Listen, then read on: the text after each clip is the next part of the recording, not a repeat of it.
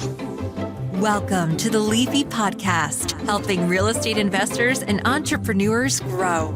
Say hello to your hosts, Jennifer Gligoric and Brian Price, founders of Leafy Legal Services, teaching you how to protect your assets, grow your business, and manage your wealth. Let's start the show.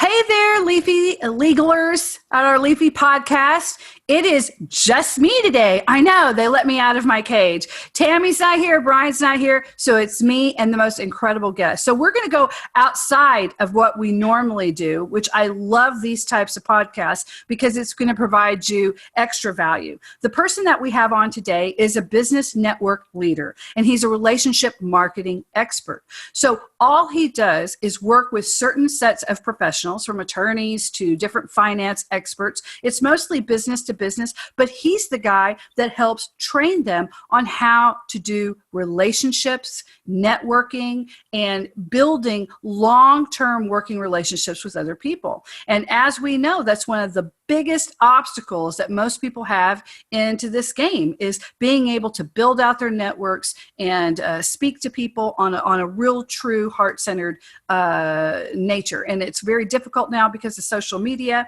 So I am just very excited to find out a little bit more about Joe Chatham. Now, Joe Chatham's coming from us from USA500clubs.com. Welcome to the show, Joe. How are you? I'm doing terrific. How are you doing? I'm doing pretty good today. I'm excited. My team won for the Super Bowl, so this is going to be a while, down the road when we drop this episode, but I'm kind of pretty happy about that. Congratulations. I'm in Boston, so it's one of our first years not being there for a while. I know. Hey, there was a great Boston commercial, though. So did you see the commercial that had John Krasinski? Yes, you parked a car. Yeah. No, it's Smart Park. And now everybody's Smart Park. And I swear that was so smart. That's such great branding for Hyundai, because now everybody's going to say, I want a Smart Park car. Yeah, no, that was a great. I mean, I'm actually originally from Los Angeles, so I enjoyed it just as a person that lives here now. And to be honest, I never hear anybody that actually has that accent. But it was a great commercial, and very funny.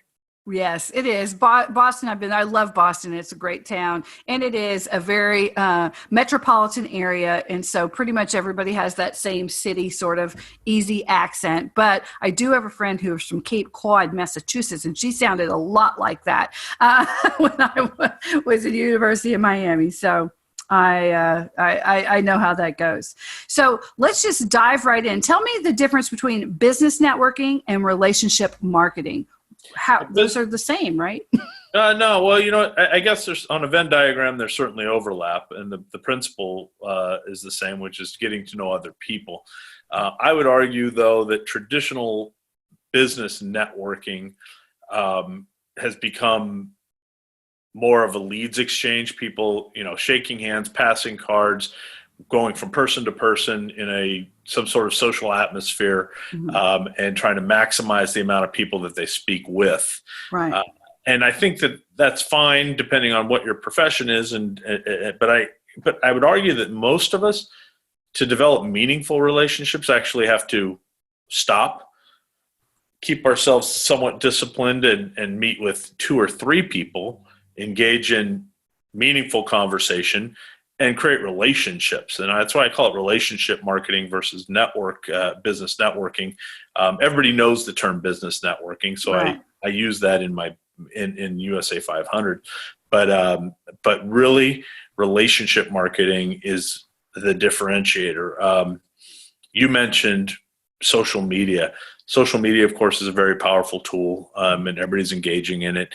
But one of the things that people ask me a lot is, how did you build this organization of all senior level, attorneys, accountants, and financial service professionals around a concept that's been around since the cavemen, getting to know each other? And I said, well, I think that because of social media, we have foregone the traditional handshake, eye-to-eye contact, and real relationship building. We're all, how many likes do we have? How many friends do we have? How many connections do we have on LinkedIn? While those are all important aspects of business marketing, ultimately most business comes down to you doing business, trusting me to handle your personal matters or your client's personal matters. Right. And that still comes down to trust and respect and believing that I know what I'm doing, or me believing that you know what you're doing. Yeah, who you like, know, and trust. And the funny thing is we have like two full entire generations now that are on social media who unfortunately have missed out on that concept because it has become so, I guess, vapid and shallow in some ways. And in other ways, people have online relationships. You know, my specialty, and I talk about this all the time, is virtual organizations. I want to save the planet. I want to get people off of clogged highways. I believe that except for retail and grocery and places where you have to touch something, we are in the future. We can do this from home, and we can have more time with actual relationships and schedule work around, you know, children's needs and everything else. That is better for schools. It is better for school violence. It is better for the environment. You know, so and we need technology to do that. So it's like this weird crux. Technology, at one point, is a buffer between real exchanges. But then when used properly, it is incredibly powerful and able to bring people together from, you know, in a global way, you know, all over the world. So what have you found that there are certain ways you can engage in social media that can make it more personal, or is it always going to be a drive to let's meet in person, or maybe let's get on a video call? How are you able to do that with people who may not be in the same area? You know, my guess is that the younger generations that you're talking about will work their way through that because technology is what it is and it's here to stay. Right. So I'm assuming, you know, as you and I sit here and speak, we're looking at each other from Texas to Boston. We had a pre-interview chat. We established some rapport, so you can certainly do that. But we are technologically looking eye to eye, you know, and conversing. So I think that that's certainly an option. If we could meet, I would, you know, always say, hey, let's meet for lunch. Let's break bread. You know, the one thing that we all know that is one of the best ways of getting to know someone is to have a meal with them, share a cup of coffee with them, and get the sense of their warmth or their personality by sitting with them. Yeah. But we can't always do that, right? So you and I make sure that they don't talk with their mouth full. These are important things. Make sure they don't talk with their mouth full. That's right. But, you know, there's all these verbal and nonverbal communications that are happening constantly when you're interacting with people. And those are what establish relationships. There's people we walk up to and we instantly feel a like for or a dislike. It's, you know, I don't know that our instincts are always exactly right, but they are what they are. And we choose to do business with folks that we have, like you said, know, like, and trust. And then once we've got the know, the like, and the trust down, we feel confident to refer them our clients or to work with them ourselves. So I think that we're in the middle of integrating the technology with the personal, and things, you know, these technologies, these video technologies like Zoom or GoToMeeting are allowing us to sort of bridge that. Yeah, I think so too. I think I hope it gets a lot better than what it is right now. And I like the fact that with video technology, you're piercing through the anonymity. I believe in anonymity and the fact that it allows people to say things they're too scared to say. And I think it's sad that someone is scared to have an opinion one way or the other, especially in the political world, what we have, that people would be afraid to say, I really want to vote this way because I feel that that's best for my interests. And then I hate the fact that, and so that I love the fact that the people who are shy are able to have a voice in ways that they would not have had a voice before.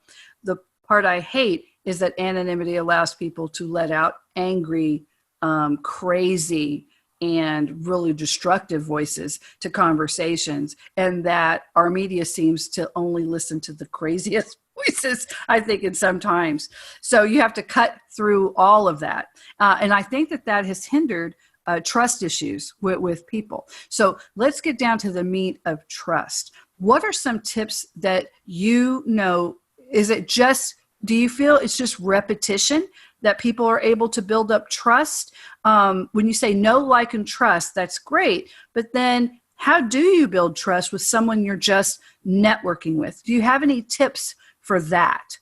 Yeah, I see. And you actually nailed it when you said with people you're just networking with. Well, if you're just networking, it means you're going in there with the wrong motives. You're going in there just to network. And that means generally, I'm just going in to find as many people, chalk them off my list, and hope that they take my card and don't throw it in the trash when they get back to their office. Relationship marketing is a whole different thing. If you're going to engage with somebody, you're not anticipating that one meeting is going to result in business, or that 2 or 3.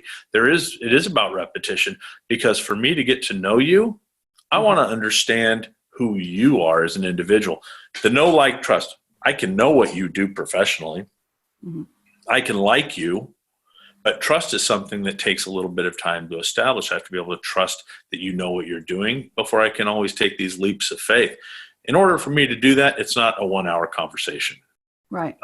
It may be. Sometimes it happens. People click like that sometimes. But what I'm going to be looking for is, are you a person that I can feel very confident doing work with myself or referring my clients to? And for me to make that leap of faith means I have to get to know you a little bit. So you may be in the legal profession and I may be in the accounting profession. I certainly don't know your area of your profession, and you probably don't know mine. But what I do know is, if we connect on the fact that, both of our kids we have teenage kids. We're going through the same misery and joy of having a teenage, daughters.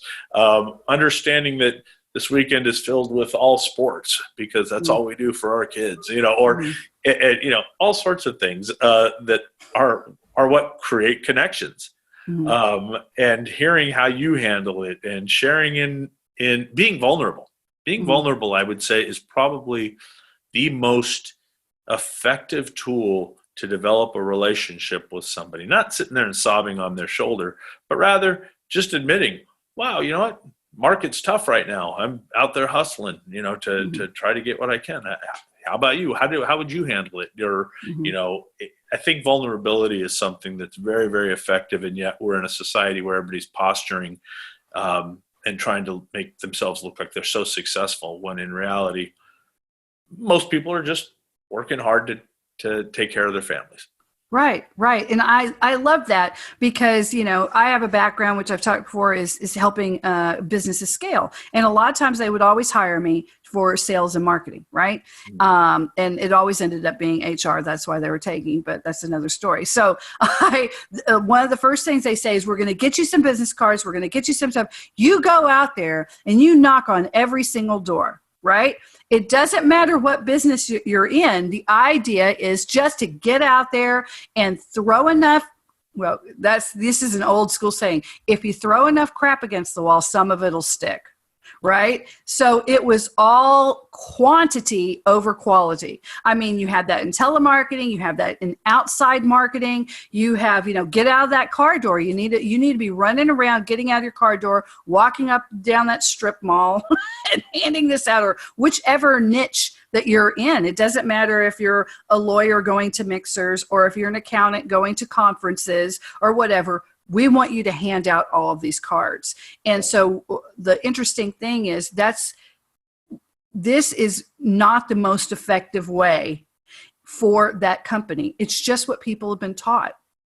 But what they've been taught is not really, really true. What's more effective is the person who can go over there, get into really great conversations with pre-targeted people, probably on most ends, have their ear open for other conversations that they like, and they think, oh, that's interesting.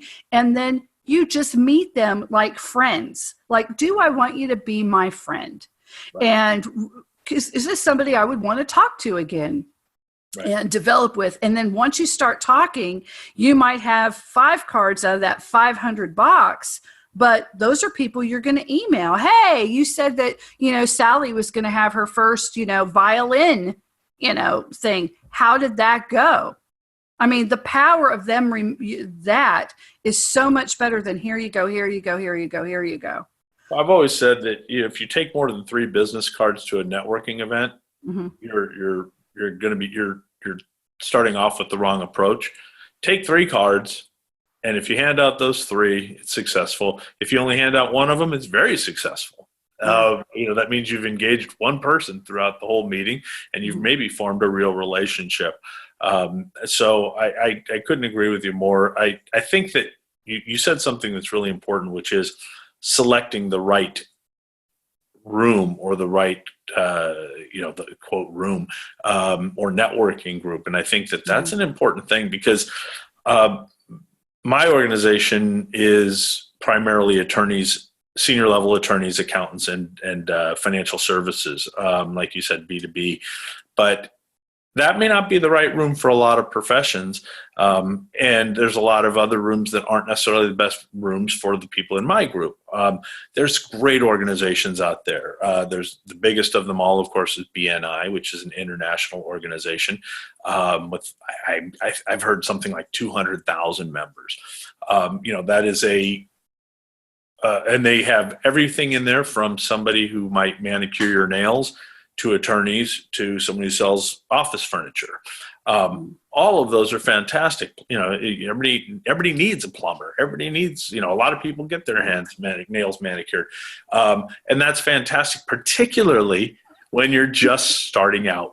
If you don't have a network, if you're brand new to what you're doing, and you can join an organization like BNI that has also your seat is protected, your profession in that group is exclusive. That's fantastic. Good for you. Then there's organizations that are professional organizations, ones that you're very familiar with, like, the Bar Association. That's a group of everybody. They're all lawyers. Right. They're all putting together. A lot of lawyers do business with lawyers. And that's an effective networking group for them. Is it particularly, in a way it's effective, but in a way you're also in the room with a lot of your competitors. And so you have to really think about what groups you're going to attack. It may be based on gender. There's several great women's networking organizations in pretty much every city that there is. Right. So I think that you need to think about who do you want to mix and mingle with. My background, I was a mortgage banker for 25 years, and the mortgage crisis sort of forced me to look for another profession, and I did. But I will tell you, when I started, I did exactly what you said. Back in '89, I started. Most people won't remember household finance, HFC. And when I started with HFC, they told you get on the phone, make 30 phone calls a day, and you will succeed. And it was true to the extent that it's a numbers game.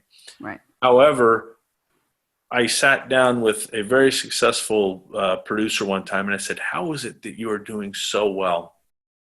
I never see you on the phone. I see you on long, engaged conversations. And he said, well, I went out, and he goes, my first couple of years in business, I spent $30,000, which is a lot of money. Yeah. He said, on breakfast, lunches, and dinners. And I said, with whom? He said, with attorneys, accountants, and professionals. And I made myself a trusted resource to a bunch of them. And each one of them now refers me, however many contacts he established, refers him, call it 4 or 5 pieces of business a year. He's not hunting one at a time. He's got people who are providing him a stream of business forever. And as long as he does a good job, he proves his trustworthiness and his skills, he is going to continue to prosper. And that was a very valuable lesson. And after that point in my career, I said, I am no longer going to cold call. I'm going to go out and I'm going to form, 15 valuable relationships. And that's what I did. It took years. But those 15, 20 relationships generated far more in business, far more pleasurably, and made me successful. Yeah, same. It's the same in anything we do. When you get a referral client and someone says, oh, yeah, Bob wanted me to call you and he said you're the one to go to. Well, that's a lot. You're spending less money on that, as far as a lead goes. and you're spending less to close that. And also too, they already come with a little bit of goodwill. So as long as you follow through, now you have to follow through, do a great service, take good care of them, then that only, it's just like that saying, what good you put out in the world really comes back to you exponentially. It just will every time. And it's got to be a lot more than just throwing your card at people. So for the introverts that are listening, how does someone who naturally would go, wait a minute, I had to go out to breakfast with how many people? Just like nightmare for them. So how do those people get over that? And how do they make themselves, let's say they do niche down, they think about what feelings do I want to get with these people? What types of people make me feel the best and I really want to work with them the most? Is it other women? Is it, is it an ethnic organization? Because back in the day, I worked doing events and, the Hispanic Bar Association, that's a huge one here in Houston, right? So is it something like that I'm going to focus my effort on because I'm, very proud culturally, or what is it? So they figure it out what they want, but then they actually have to go, right? So how do you think is the best way that introverts, or really anyone, could be more memorable in the networking club that they have chosen after they niche it down? I think that it's funny, you said niche it down. It's the same answer, which is find the organization that makes you feel most comfortable. Like you said, if it's the Latino Business Organization Association from Los Angeles, it's obviously a very robust and powerful organization out there. If that's what makes you feel more at home in your community, that's great. Once you've established that, I think that differentiating yourself is coming down also to talking about what you truly are good at. If you say, I'm a lawyer. Okay. I'm a great lawyer. Okay, well, you and I know this. A lot of people don't know this, but there's 1,000 different types of practice areas out there for attorneys. And even within specific practice areas, there's more niche-y practice areas and people who specialize in things. So, for example, an elder care, a trust and estates attorney might specialize in elder law, and elder care. It's a different market, or special needs care. So the way to differentiate yourself is to actually exclude all these things that you want to be and talk about the thing that you're good at. Or I should say all the things that you can do under your license, and talk about the thing that you're actually good at. So if you want to be a woman, an attorney who specializes in family law, working with the women, getting divorced, that's what I want to work with. Then go into a group and make yourself a resource for the other family law attorneys in the room who may have women clients who approach them, but they're men. So they need a place to refer it. So you want to differentiate, talk about something that you are very good at. Talk about the thing you want to practice. And I think that's important, because there's plenty of people out there who do a generalist job generally well.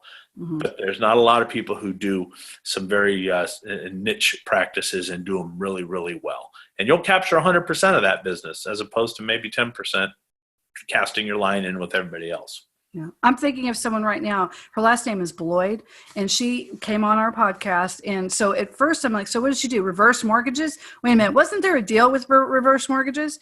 And then she said, no. What I do is I am a senior mortgage specialist, and I only deal with reverse mortgages as it helps senior, and I became a certified senior advisor. So she did that naturally, and she goes to she was in Vegas, I think, when we talked to her. So she helps people understand. So let's say you have okay, so mom's in the house, dad passed away, the house is crumbling, but that is her big asset. There really isn't anything else.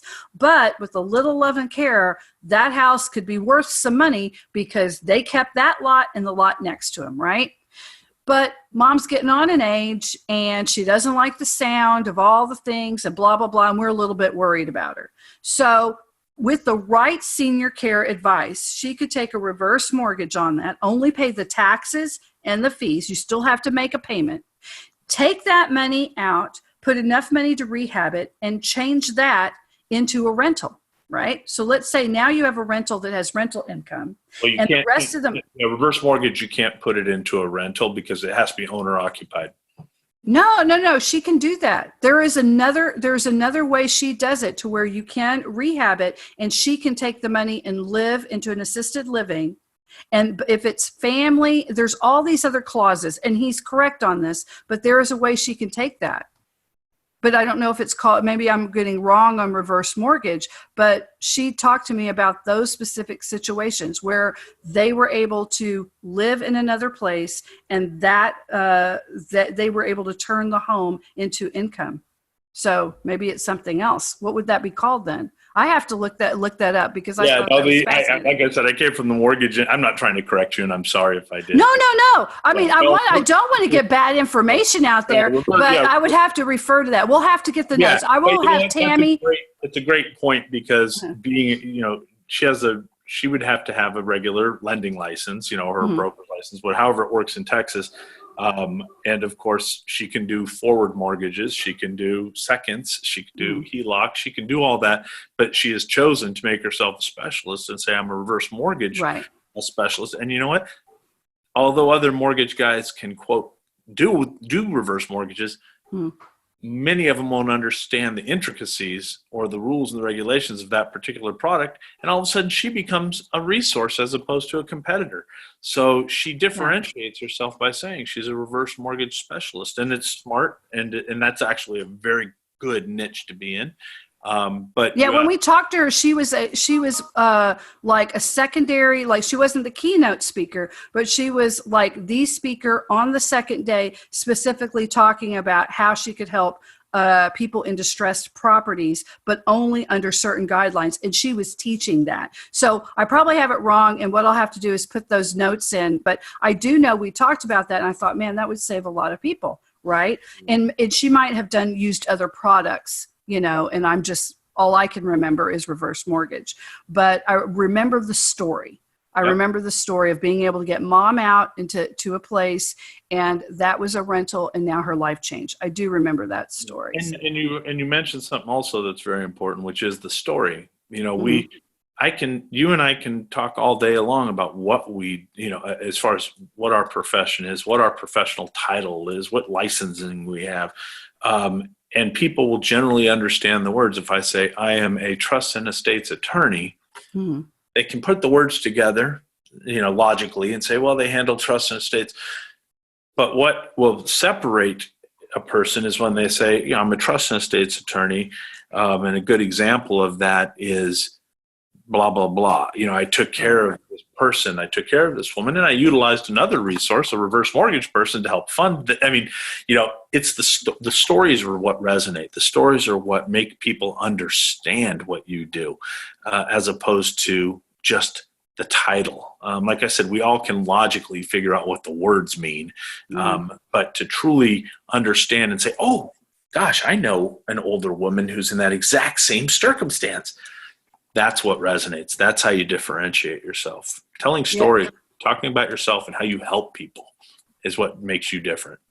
Well, that's what I remembered with her. In fact, that's what I remember a lot of my guests. Like, I won't get obviously I didn't get the intricacies of what it was, but I remember that story. And I remember that story hit home because I start thinking about people that I know that may want to talk to her. And I did. It was right before the holidays. I mean, I've talked to dozens and dozens and dozens of people, but I always remember the stories, especially their hard look stories, how they were able to go from point A, because 2008 really hit a lot of people that we talked to hard. Yeah. And how do you get through that? Or how are you able to do it? Because there are people right now that are going through situations, and there are ways to get through it. It isn't hopeless. So I'll remember stuff like that. And I think that that's another thing for vulnerability that you spoke about earlier, is when you just say, oh yeah, I've been flipping houses and I lost my shirt, in 2008. And then we had to stop and I went back to work. And now I'm doing it different because now I need cash flow because I'm a little bit older and I'm looking for retirement. So now I've gotten into rentals. They'll probably remember that intro a lot easier, if you're going to one of those meetings than they would of, I'm a real estate investor.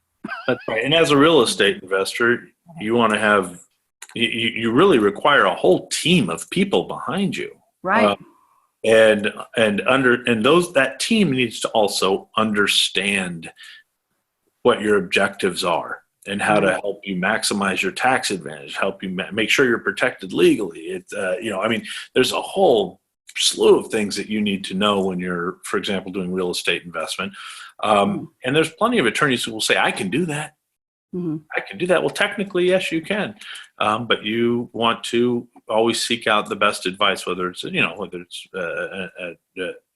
whatever kind of legal advice, accounting advice, appraisal advice. I mean, there's everything in there, lending advice. You want to make sure you build a strong network. That, by the way, is a self-formed network, because once you identify the people that you know, like, and trust, now you have 6, 7, 8 professionals who are referring business back and forth and helping each other back and forth because they've seen the quality of each other's work. Right. And by the way, guys, we are talking to Joe Chatham. He's with USA500clubs.com. And just as he said it, I just got off the phone earlier this morning with someone who called us, for something else. He wanted asset protection, but he asked about insurance for short-term flips. And I said, I have a network. And I set up a longer appointment because I need to know a lot more about his situation. But that's one of the things I do. I'm going to go and look up Joe's network here, Joe Chatham at USA500clubs.com. And I probably will go there and start talking, see if he has a list or just ask him. I'll probably just ask him, what do you know of some good insurance guys for this? Because I have clients who need that, and I have other networks too that you'll go through. But once you start establishing that and you can remember, it's really good. And especially with our audience, get out there. Even if you're a little bit scared or whatever, just get out there, but do what Joe says. Find the people that are going to make you the most comfortable, right? And then start with that and then get a little bit better and meet those people, because who knows what networks they have. Yep. So you could be sitting there going, oh God, I just don't want to go to all these insurance agents. I don't like them, or attorneys bother me. They scare me, or, because my dad was attorney and all he did was yell, or whatever the deal is. And you can talk to someone, they say, oh, well, don't worry about it. I know these really great people, and you get to know them. You trust them. So you trust that their referral is going to be good. So there's all these benefits, once you get out there. Well, we're going to be wrapping up here. We're talking to Joe Chatham at USA500club.com. Joe, is there anything you want to give our audience for the way out? Any little nuggets of advice about relationship marketing? Yeah, just be yourself. Don't try to posture. Just go in there, and it'll take a lot of stress off you if you think, I'm just going in like I am a kid's birthday party on the weekends. I'm meeting a fellow parent. Just go in there and have fun, because people can tell when you're trying to BS them. Just connect with them on a human level, and you'll find that it's far more effective than going in there and flinging business cards like ninja stars. Take out somebody's eye. Yeah. I'm just going to lay all these down and give these to people and then run out. Yeah, no, please don't do that. Please try to enjoy yourself a little bit. Okay, guys. Well, this is the end of our Leafy podcast. We've had a wonderful chat with Joe Chatham of USA500clubs.com. That's USA500clubs.com. I hope you've gotten as much value out of this as I have. And then all the links and the things that we've talked about, Tammy, of course, she'll be the one that will work with the team to put them all in. And you can find us everywhere: Spotify, iTunes, iHeartRadio, you name it. We're on everything. Thanks for stopping by. Y'all have a great, wonderful day. Bye-bye. Attention real estate investors and entrepreneurs. Did you know that real estate investors are a primary target for lawsuits? According to the National Survey of the Court data, 25% of Americans risk being sued in their lifetime. However, if you are a real estate investor, you have a 95% chance of being sued in the next 20 years. Leafy Legal Services helps you protect your assets and strategically grow your business and wealth. Leafy Legal Services are experts at the Series LLC and Delaware Statutory Trust, two of the newest and most ideal legal structures for real estate investors. Leafy Legal Services have the most personalized and affordable solutions for setting up LLCs. Property owners are always at risk when it comes to their assets. Anonymity is so important. If you own just a rental house and you own your home, you have to protect yourself and your properties from any potential legal issues. Leafy Legal Services have the right solutions to make sure you are happy and feel secure. They offer cost-effective documentation that suits their clients' needs. For a free consultation and ebook, visit LeafyLegalServices.com. They are waiting to hear from you. LeafyLegalServices.com. Follow us on Facebook, Twitter, and Instagram. Don't wait. Take action now. LeafyLegalServices.com. Protect your assets, grow your business, and manage your wealth.